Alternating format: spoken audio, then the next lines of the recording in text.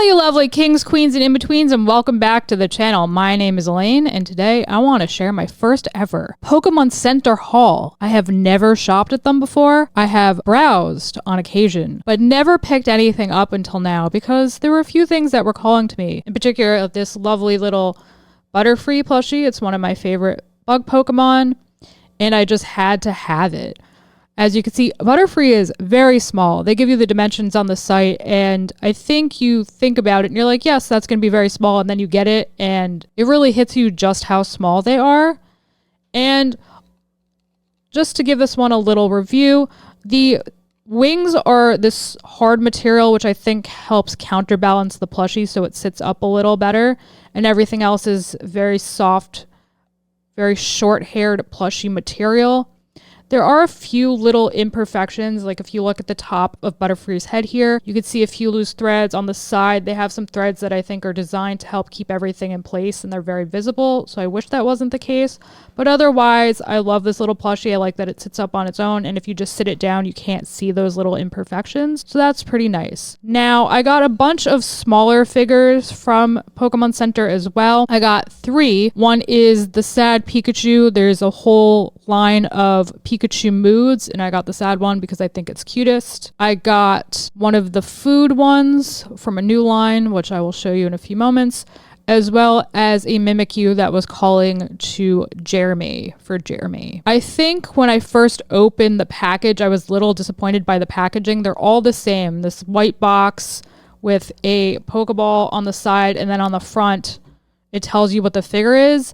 And I've purchased a fair number of figures in the past, so I was kind of surprised to see such a generic, boring box. Usually, figure boxes are very colorful to try and attract your attention. They clearly indicate what's inside it with a mixture of pictures and text, and this just has text. And I really felt like they dropped the ball here, and they could have done so much more to make the boxes so much more attractive and beautiful and eye-catching, and they just didn't do that. And I don't like that I have to turn it around and look at it from the front to figure out what's in each one. I feel like they definitely could have done a better job with that, but I don't really think that's what's important. Obviously, it's what's in the box that I'm going to be displaying in my house that's important. So I'm just going to push some of the ones we're not opening immediately aside, and I'm going to start with opening the Pikachu Moods sad figure, which I talked about before. I like that it's easy open. There's no tape. It's just a slide out little box thing, and you open it up. And it has everyone's favorite thing, styrofoam, because we like snow all over our apartments and our homes. It's got 2 little grips, which I think is a nice touch. Usually when there's styrofoam, you kind of have to poke your fingers in and break it just to pull everything out, but they give you little grips so you can easily slide that right out. So that is a very nice touch. Very good job with that, Pokémon Center. We immediately have Pokemon Silica Gel rained down upon us from the heavens. I'm going to push that aside. So it just comes in 2 figures. It looks like I just have to attach the tail, which is pretty easy setup. It's actually very heavy for its size. This is probably maybe a 2.5-inch tall figure, and it's weighty. Feels like it's a good pound for sure. Not quite sure what it's made out of. I'm sure it tells me on the box, which I neglected to read. Looks like it just clips into the back here. So let's do that. Okay.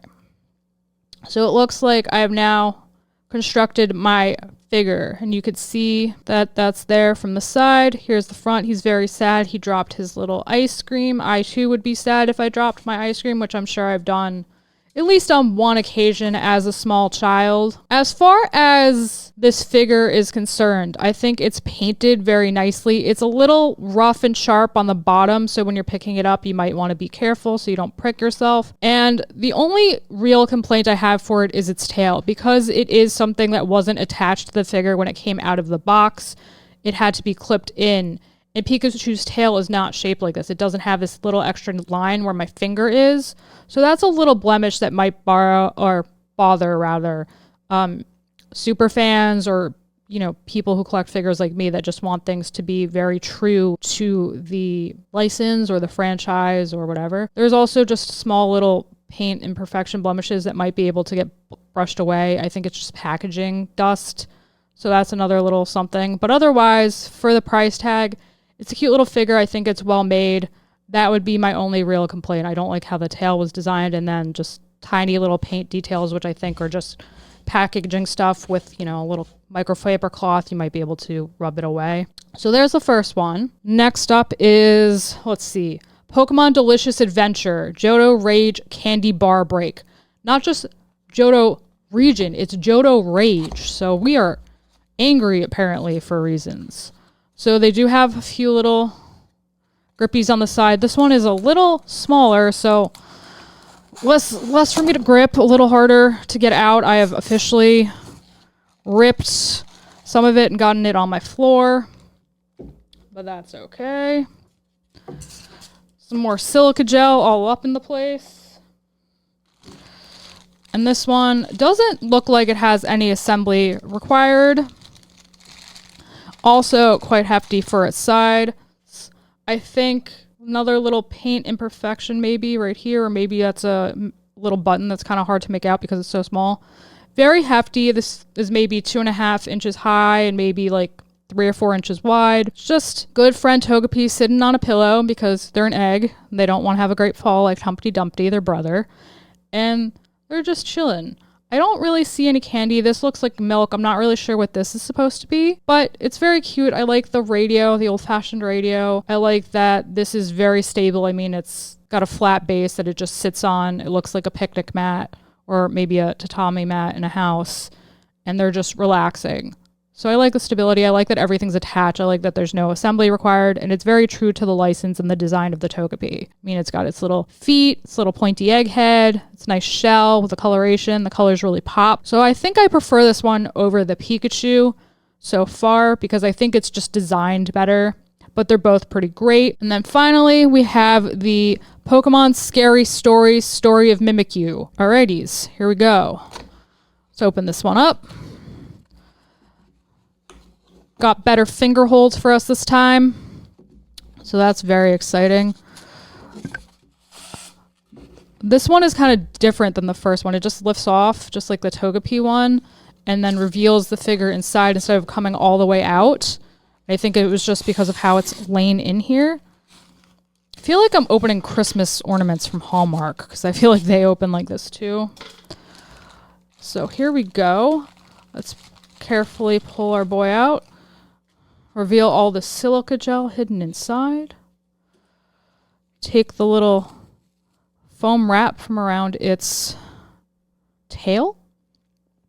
So what I like about this one is that it is a storybook. It really appeals to the bibliophile in me. And it appeals to Jeremy because it's a little bit horror. I don't know if you can make it out on the camera. Maybe I'll take a picture at the end. There is a Gengar on the book cover. It doesn't have a title, so it's not a properly structured book, but that's okay. I like the little Gengar detail.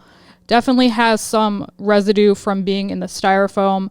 Very hefty, maybe, I don't know, 4 inches high, maybe 5.5 wide, or something along those lines. Mimikyu laying over a black and white book filling, little picture book here. I like that Mimikyu gets to pop a little bit. Because it is in black and white, Mimikyu is a very pale Pokemon, so I think that was a good design choice. And it looks spooky with its little hand-drawn face, which really goes with the book too, which is also hand-drawn. Overall, I think that, oh, and it actually stands up pretty well. I think because of the way the book is opened, it really helps it stand up. And I like the little details on the edge and the way the spine is, which gives it a little spooky thing too. But overall, I definitely think that Togepi is my favorite. There are a few little paint blemishes in all of them, but I feel like Togepi has the least and is the cutest, and is, along with Mimikyu, one of the ones that looks the most like the base material. I do like my little fuzzy buddy. He's feeling a little left out, so he's going to come back over.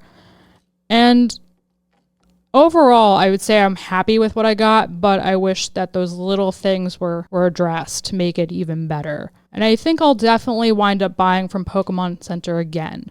So there you have it. That is my Pokémon Center haul. What did you think of my haul? Do you have any of these figures? Do you have anything from the lines that these figures and plushies come from? Let me know down below in the comments. I always like to know what you kings, queens, and in-betweens think. And also, what your favorite Pokemon is. There's many Pokemon to choose from now. Don't forget to smash that like button until it's blue. Subscribe. Ring that bell so you always know what's up, and I'll catch you all in the next one. Bye, guys.